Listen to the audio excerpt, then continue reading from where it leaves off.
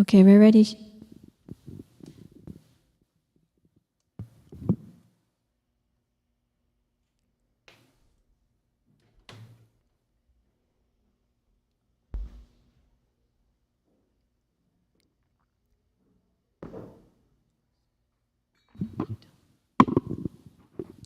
We're ready, Master.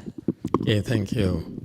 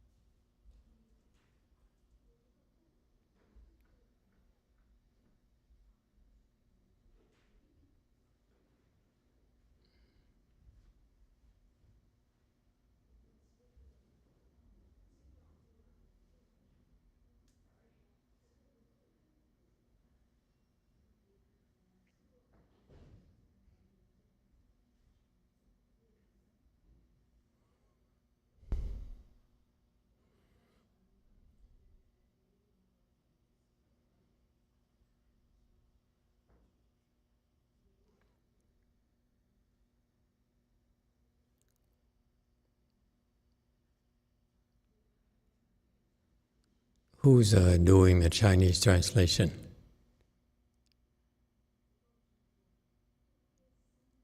You doing Chinese translation? Okay. Remotely. Okay. Good morning, everyone. Thank you for coming here today to DTT at our Pureland Dharma Assembly. Okay. I don't know what to talk about today. My mind is drawing a blank. Anyone has any questions? Yes, two. Two. Emitofuo, Master. So I was listening to the old Patriot, Six Patriot Sutra, and then you kind of explain the word "tu han." I don't know what "tu" is. I just know. I think I kind of know the "han." Can you explain that a little bit? Okay. So what is Chinese character? Xiu xing. Translate to Vietnamese as tu han. And in English, it's cultivation. So the Vietnamese translation is closer to the exact meaning of xiu xing. But cultivation in English is quite different, a different concept. Okay. So what is this xiu xing? What is cultivation in the original Chinese teaching? Chinese teaching, there are two characters that somehow were chosen to be translated as cultivate. Xiu and xing. Okay. Xiu is to correct, is how I explain it. The Chinese, they have different understanding of the characters, but I'm not Chinese, therefore I need to take liberties. So please correct me if I'm wrong. Okay. Xiu is to make remedies, is correct, and to repair. And xing is to do, to act. Okay. And so cultivation, and it's really cleverly translated as cultivation, which introduces another concept for the practice itself. Okay, so let's go through these concepts. To xiu, or to correct, to repair, to adjust, is to remedy, is to remedy what? To correct what? To repair what? Okay? It's about yourself. Okay?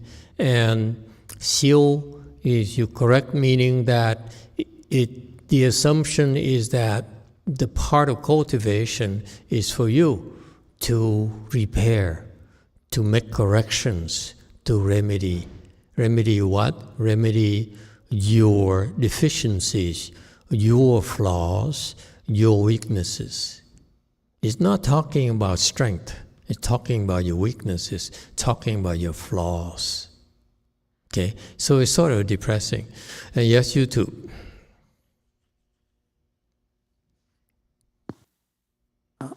Emitofuo, Master, we have a YouTube question from Jane Clymer. Mm-hmm. She says, do small animals such as ants and earthworms have the same length of intermediate skandha time as the humans of 49 days?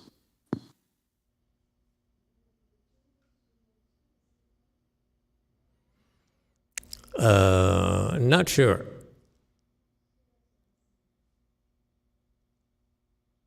Typically, in the Saha world, when the Buddha teaches that in the Earth or Sutra, it teaches we go through after we die in the Saha world, we go through 49 days of wait period, typically before we get the next body. So, in general, for mankind, we get 49 days. However, it's probably not the same for animals because animals have a shorter lifespan than human beings. So, for example, we all know the dog is about 1/6 or 1/7 our lifespan. So it's a little bit shorter for the animals in general principles. Okay, if you plan to go the animal realm, I don't recommend it. Go ahead, go Forrest. You mentioned a lot about enlightenment, and the only thing that I read about enlightenment is like in the sixth patriarch, where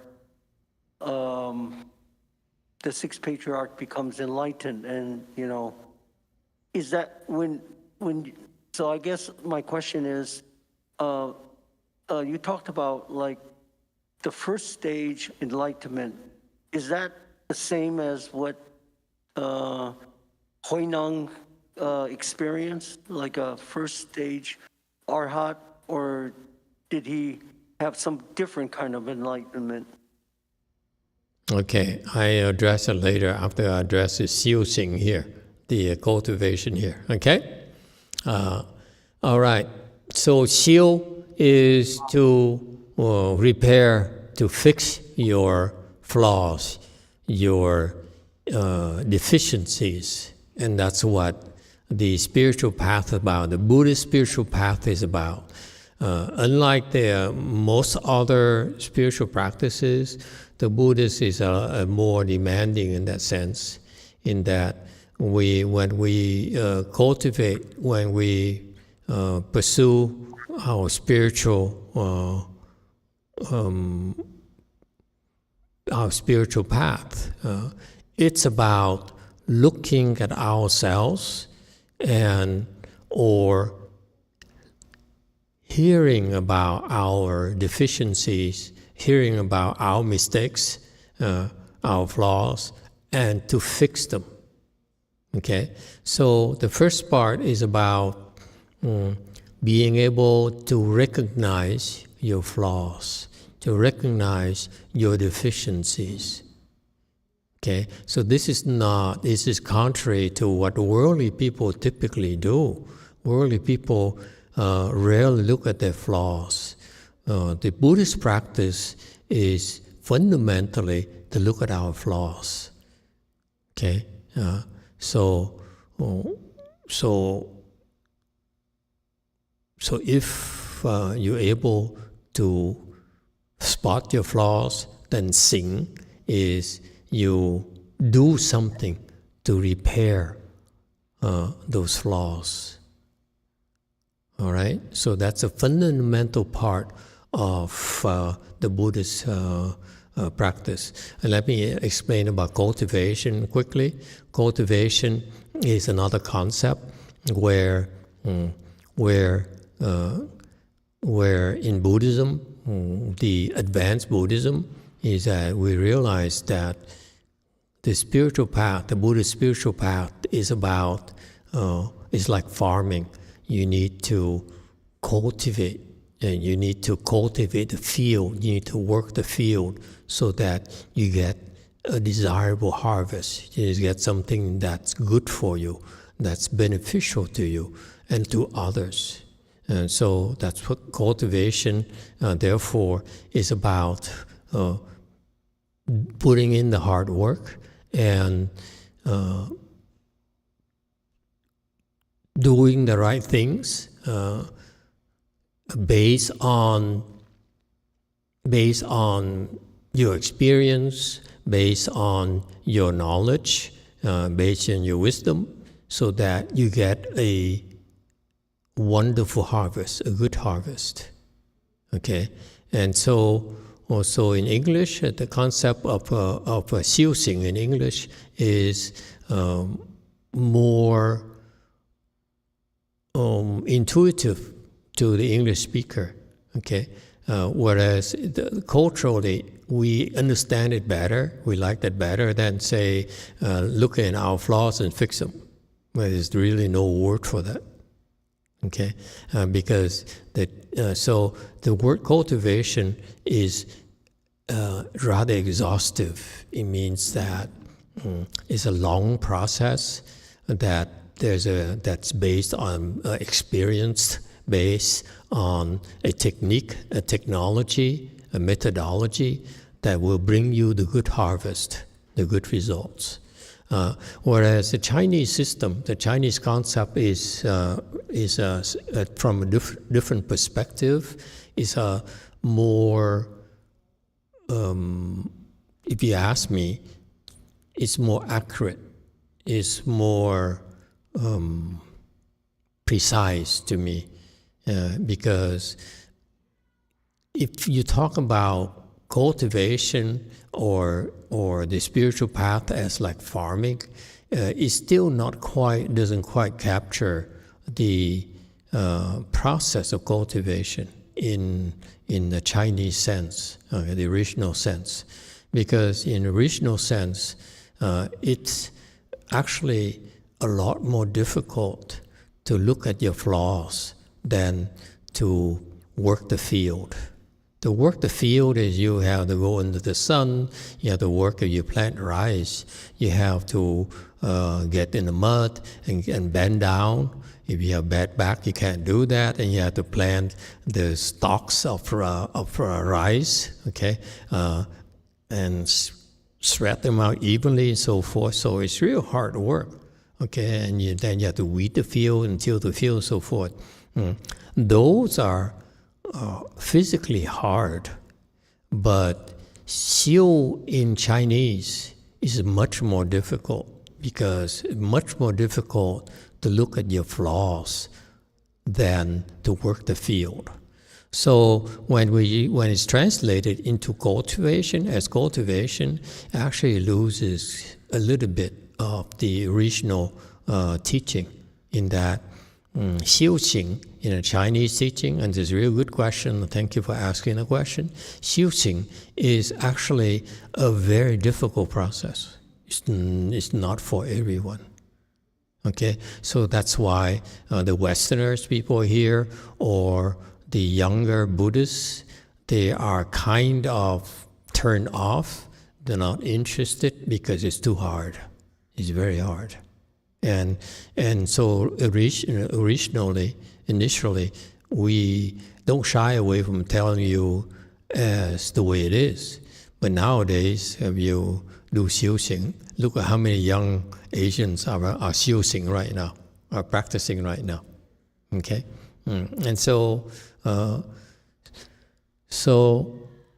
xiu is to repair, meaning you need to understand what is wrong with you. What are your flaws? Okay? And that's very, very difficult to face. Your own deficiencies, your own flaws, it hurts. Just think about it. When someone badmouths you, criticizes you, insults you, it's very difficult for you to swallow. And that's why it's a lot more difficult for you to look at your own flaws, like you're insulting yourself, you're picking on yourself. So it's much, much harder, okay?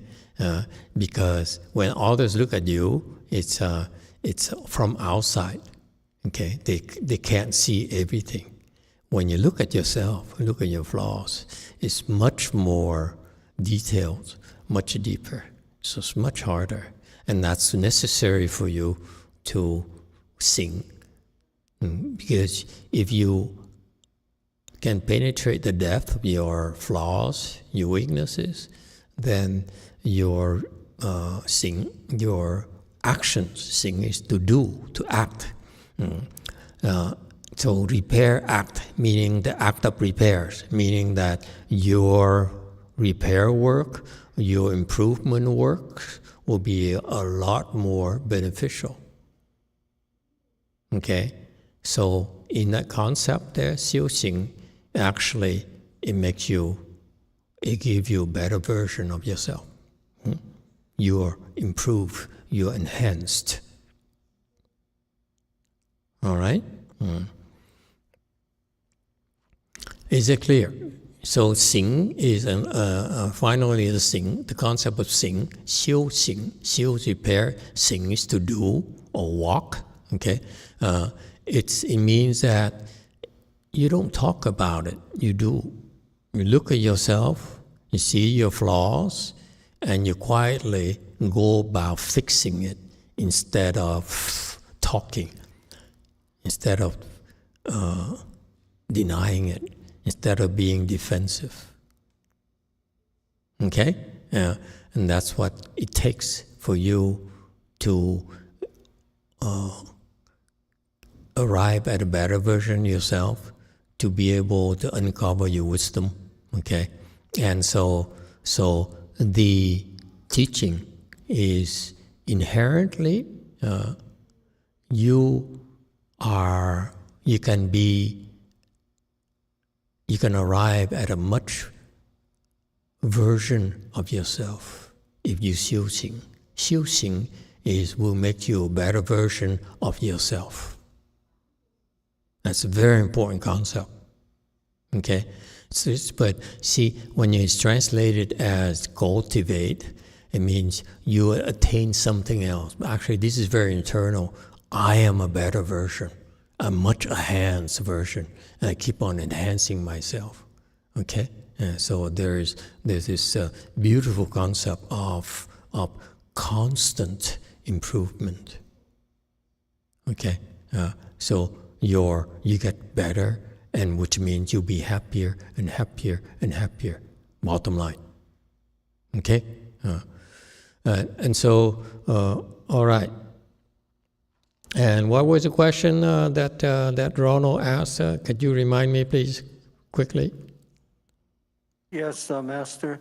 I was trying to understand what's the difference between like a first stage arhat. Oh, yeah. Okay, fine. Okay, very good. When you cultivate, in our small little world, we measure your attainments, your achievements.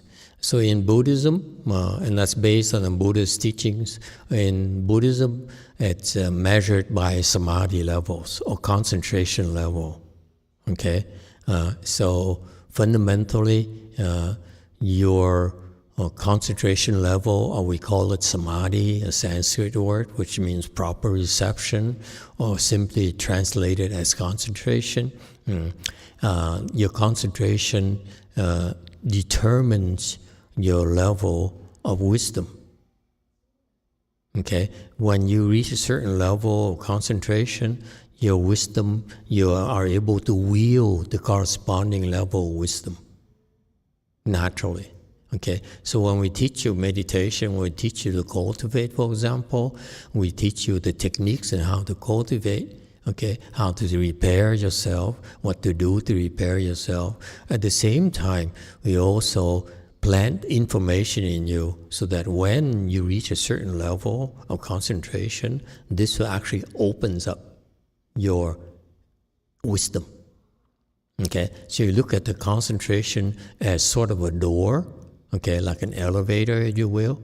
You take an elevator, you go up to one, and each concentration level is like a floor.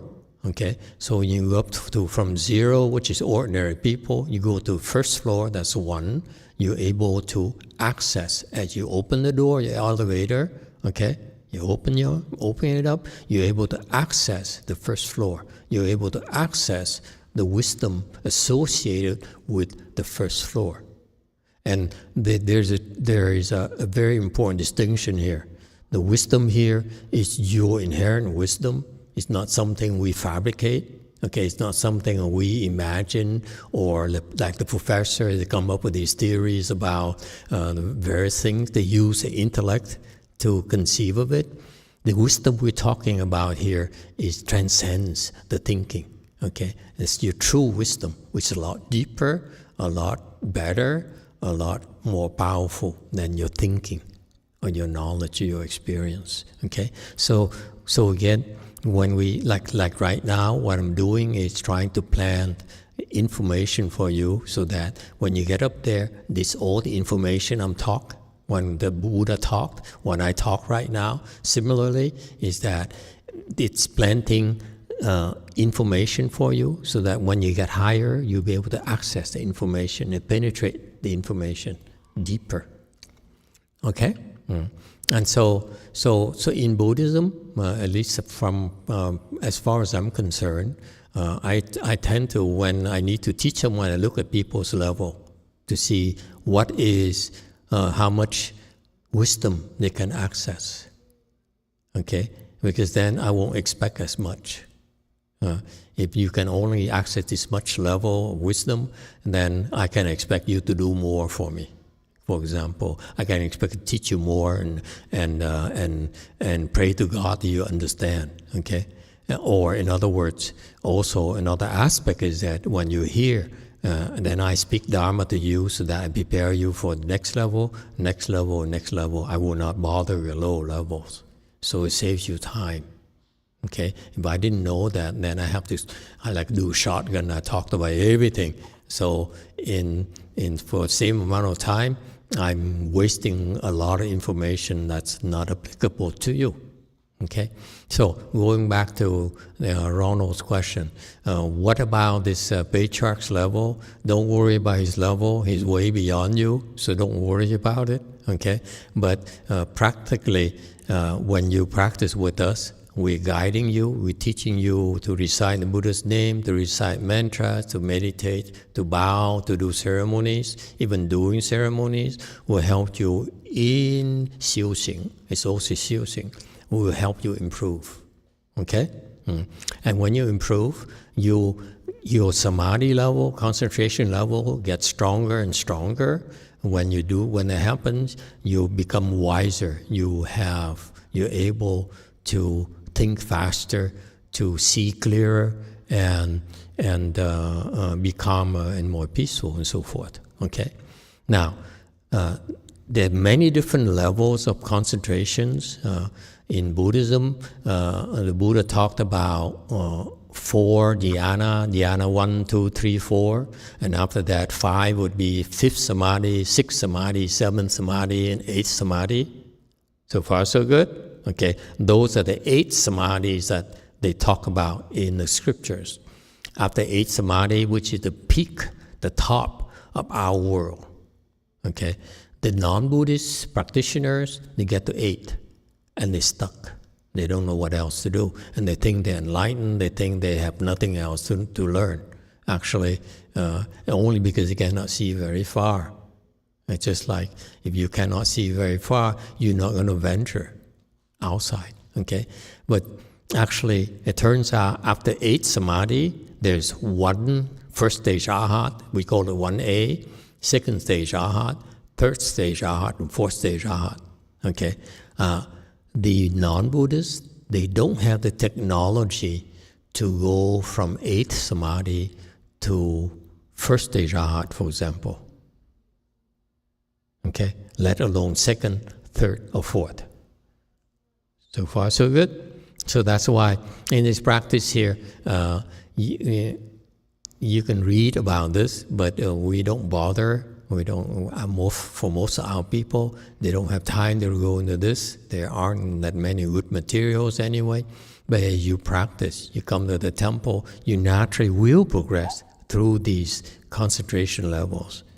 Even like people who only would come to the temple for the last 20 years, and to do the Sunday assembly only, okay? I'm telling you, there's such people who've been around for 15 years, 20 years, and they're simply come to on Sunday mornings, do what we just did today, meaning they recited, they do the morning ceremony, the morning assembly, where they listen to this Dharma talk, have lunch, listen to lecture. Okay, this one day here, one day event for them. After about 12 years, 10, 12 years, they reach 4A, fourth stage arhat. Okay, so everything we do is designed to help you reach those levels.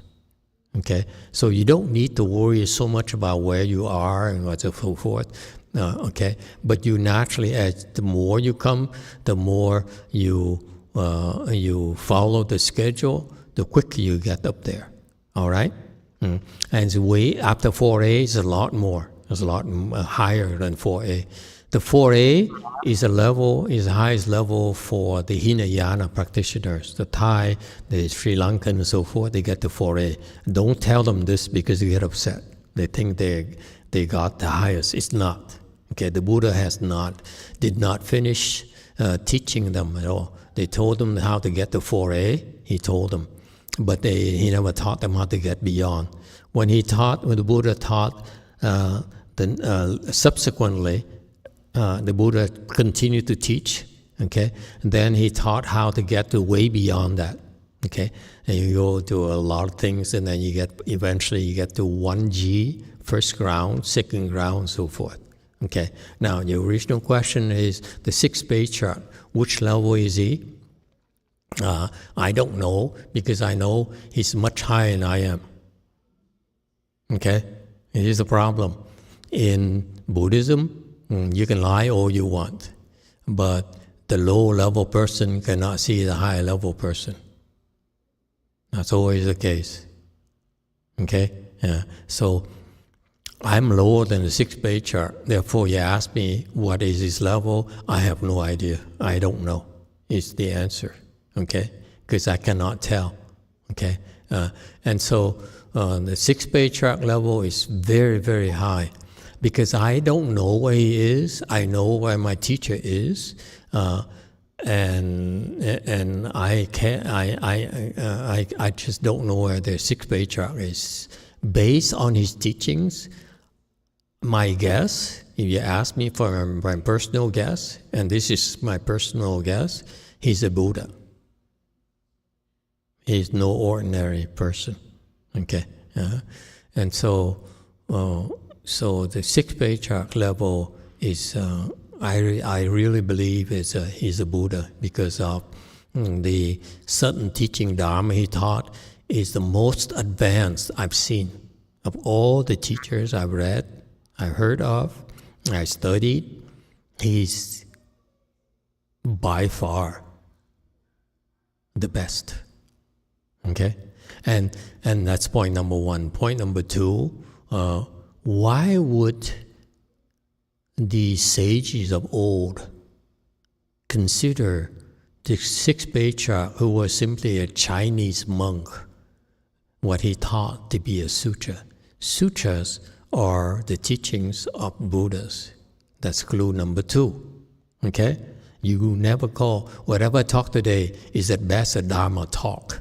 It's not even considered a sutra, a short sutra even. That would be insulting, okay?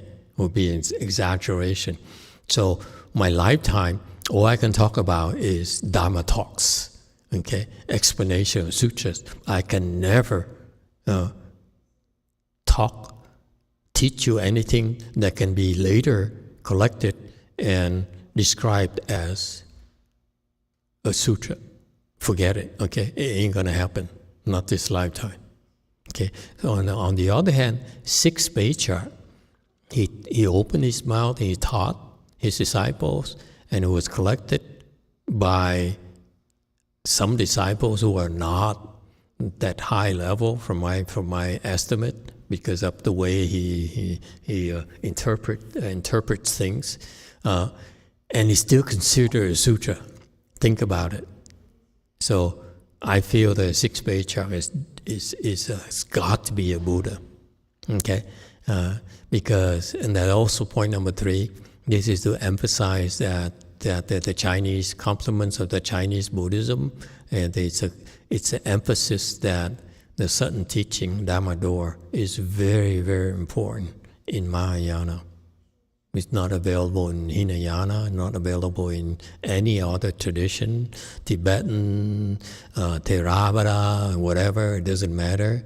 Only in Chinese, in Mahayana, that we have a sudden teaching. Okay? Very advanced sudden teaching. And that's why it became a sutra. It's very, very important. Okay? So it's classified as the same type of teaching as Shakyamuni Buddha. When Shakyamuni Buddha was speaking Dharma, was collected, and it was called sutras. And the sixth patriarch teaching was also called sutra. It tells you how equally important the two teachings are. So therefore, I feel he's got to be a Buddha. Okay? But I never know. Okay? We'll never know. Because there's no way to confirm it. All right, good questions today. Way Mountain question, go ahead.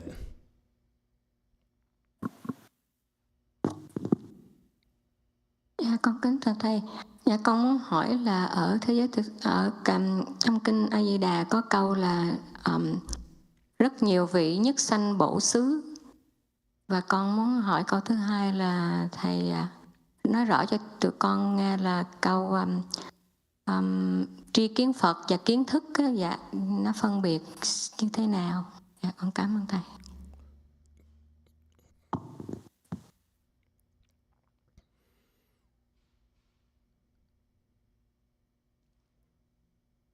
Hello, Master.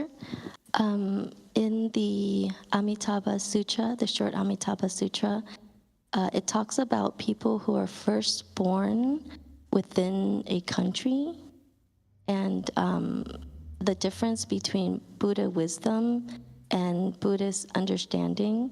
I'm just trying to understand the difference between those.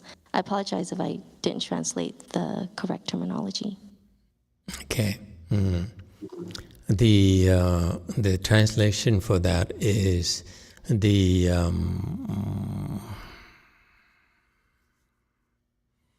what's the English word for that section? There. Can you give me? Master, it is attain the Buddhahood in one lifetime. Yeah, but there is a Sanskrit word for it. I forgot. Okay, so that term there it cannot be translated the way that was translated into English. It should be there is a Sanskrit term for that, which refers to the Mahasattvas who are almost Buddhas, meaning that after this lifetime, they will become Buddhas. Okay, so this is it. They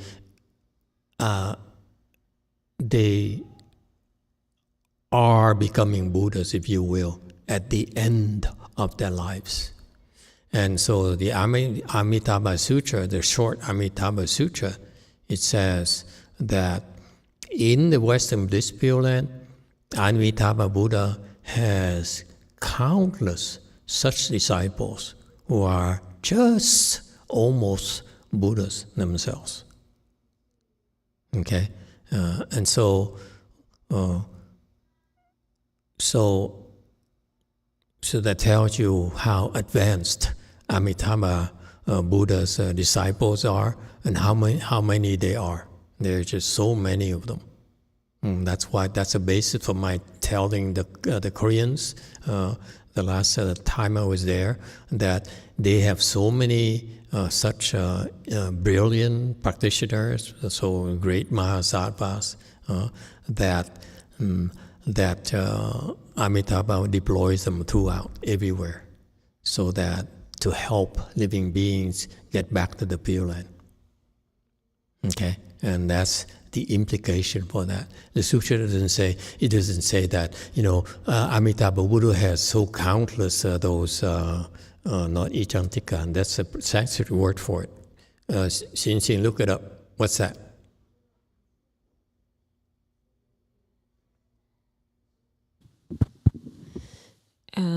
It's saying it's Buddha be Samaya, Samipasa.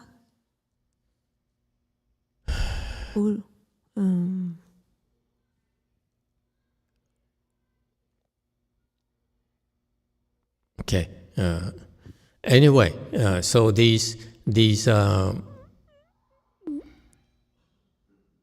when the sutra says, the Amitabha Sutra, small Amitabha Sutra says there are countless such Mahasattvas who are just so close to becoming a Buddha now. Okay, meaning they will become Buddha at the end of this life, of their lives now. That why would they say that? They say that is to tell you that, number one, there's so many of them there, so when you go there, they will help you cultivate. Very much like when you come here to the temple, okay, you naturally benefit from the others around you. That's why we call it a community, right? And so when you go to Western Bliss Pure Land, there's so many advanced people there. When you cultivate, and they cultivate with you, therefore you will get a lot of help from them. Number one, okay, and that's the first promise. Number two, point number two, which is a little bit more subtle, is that why would he leave them there? What are they doing there? When you think about it, if they're so advanced, they're almost Buddhas, meaning they're extremely powerful. Why would they stay there? What would they do? What do they do all day? Okay, so that's what happened. If you have such talented people, look at us, very small scale. I'm training people. I'm training and training. As soon as they have some skills, what do? I deploy them. I send them to Korea. I send them to different countries. I send them to Europe. I send them and so forth. And that's my goal. My goal is to develop you first. And once you are strong enough to defend the fort, to take care of the fort, so that we are not, so that they can protect the people who come to the fort.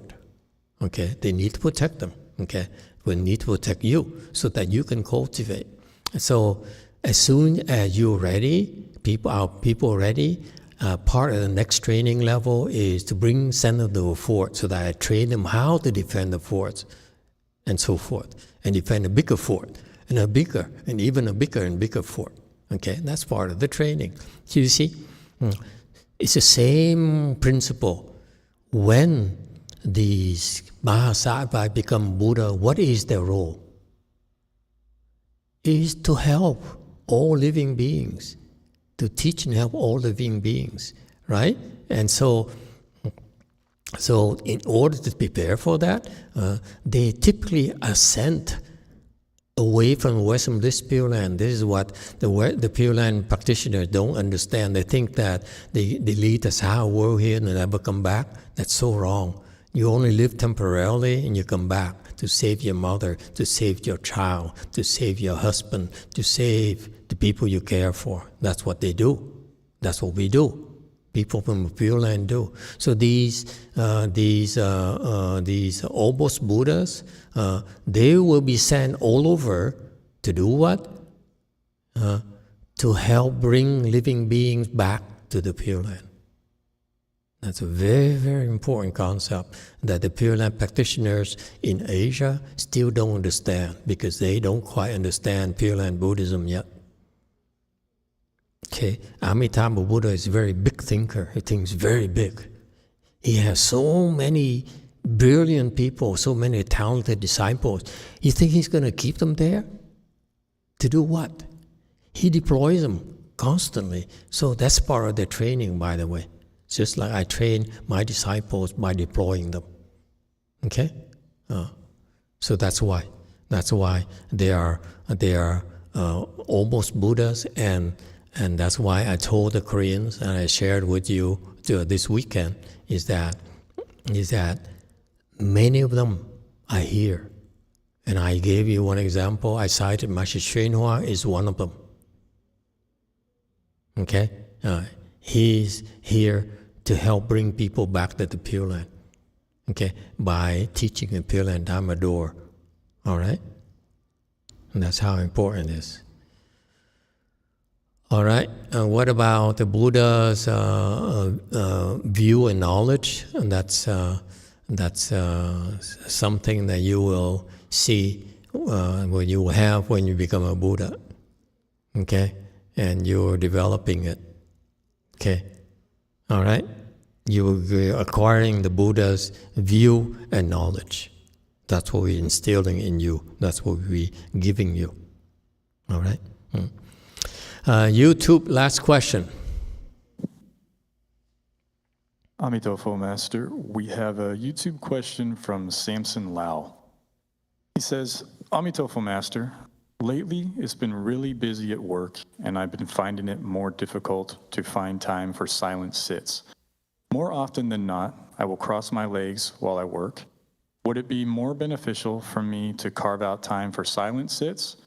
I've also been trying to increase the length of my daily sits. Should I be doing anything differently? Thank you. If possible at work, you should try to sit longer and longer, cross your legs longer and longer. That's good enough for now. I wouldn't worry about it. For at your stage of practice, your objective should be to try to sit longer, and that has some wonderful results right there. By training yourself to sit longer, and be careful, only train yourself incrementally. I need to stress to you, you only increase your sit incrementally. Don't go crazy now, okay? So that your body has a chance to adapt and to grow stronger, okay? So, for example, for you at your age and your practice, you may want to increase your sit every day for even at work. Don't worry about silent sits. I would concentrate on the length of the sit. Okay, I will increase it. If you are able to do that, increase it. Make sure every day you do one sit at your desk, at your office. That's longer than the day before. That's all. Okay, that's all you have to do. And you see, and listen to Dharma, and then wonderful things will happen. All right? Okay, I'm really grateful for your asking questions. That's very good. Because as you go through this journey together with us, you will have questions. Feel free to ask them, okay? Because I'm here to help clarify the questions you might have. And don't feel embarrassed. Don't feel that you asked too low-level questions. Don't worry about that. We went through the speed, the rate of progress we're making. All of you are making so fast that, and it only happened because I took a lot of shortcuts. And therefore, it doesn't hurt for all of us to revisit a lot of the old scenery and enrich our knowledge and enjoy ourselves. Okay? So feel free to ask any questions that you want clarification, you're not sure about, and so forth. Okay? Thank you, everyone. Now we take a short break and we come right back for the lunch offering.